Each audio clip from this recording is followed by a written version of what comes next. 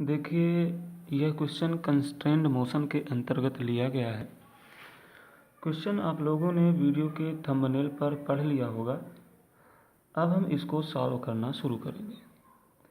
देखिए, यहाँ कहा यह गया, एक रॉड है ए बी और एक रॉड है ए डैश बी डैश। इस रॉड ए बी पर एक रिंग ओ है, इस rod A dash B dash पर एक रिंग ओ डैश है। यह ring O dash constant speed v1 से नीचे की ओर चल रही है।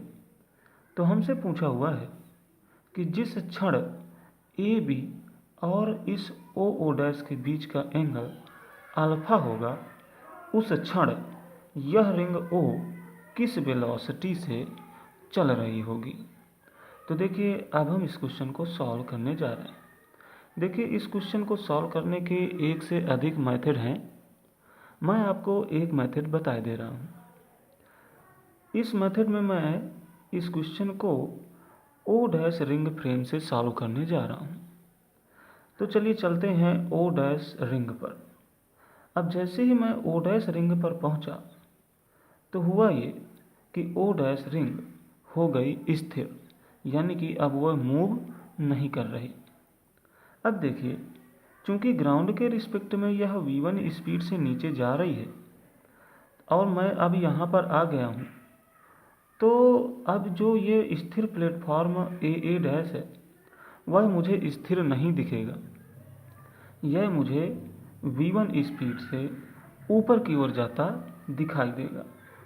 अब चूंकि रस्सी इस पॉइंट ए डैश पर इस प्लेटफॉर्म से बंधी हुई है, तो इस प्लेटफॉर्म के ऊपर जाते समय यह रस्सी भी इसके साथ साथ ऊपर जाती मुझे दिखाई देगी।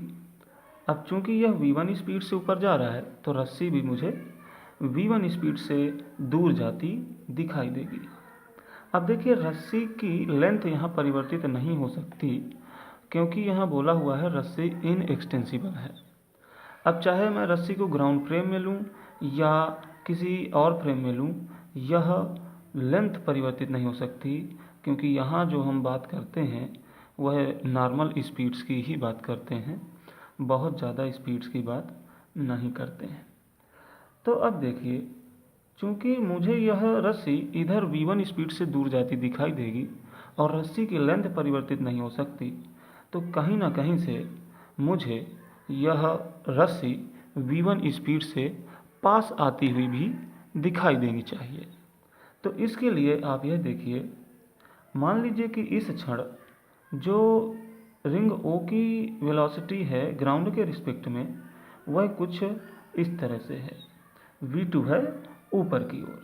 लेकिन चूंकि मैं ओ डैश रिंग फ्रेम से सब चीज़ों को ऑब्जर्व कर रहा हूँ, तो मुझे यह v2 प्लस v1 से ऊपर की ओर चलता दिखाई देगा। अब देखिए, इस वेलोसिटी का घटक जो कि रस्सी की तरफ आएगा वह होगा v2 plus v1 into cos alpha. तो देखिए, इस रेट से रस्सी मेरे पास आती नजर आएगी और v1 से दूर जाती दिखाई देगी। अब ये दोनों ही स्पीड्स आपस में बराबर होनी चाहिए, क्योंकि रस्सी के जो लेंथ है वह परिवर्तित नहीं हो सकती। तो मैं कर देता हूँ दोनों को बराबर, ये कर दिया बराबर। अब यहाँ से इस क्वेश्चन को सॉल्व कर लीजिए। देखिए, यहाँ से आगे क्या आया, ये आया और आगे ये आया। तो यहाँ से हमें जो प्राप्त करना था, यानी ग्राउंड के रिस्पेक्ट में ओ की वेलोसिटी, वह यह होगी।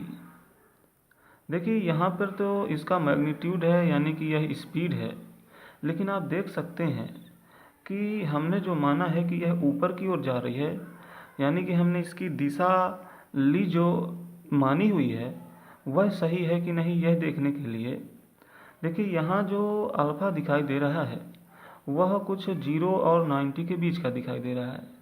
तो इस केस में जो कॉस अल्फा की वैल्यू होगी वह 0 और 1 के बीच की ही होगी।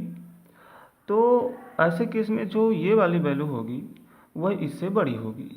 तो तो यहाँ से जो वैल्यू मिलनी है वह मिलेगी पॉजिटिव, यानी कि जो हमने इसकी दिशा मानी हुई है चलने की वह मानी हुई है सही।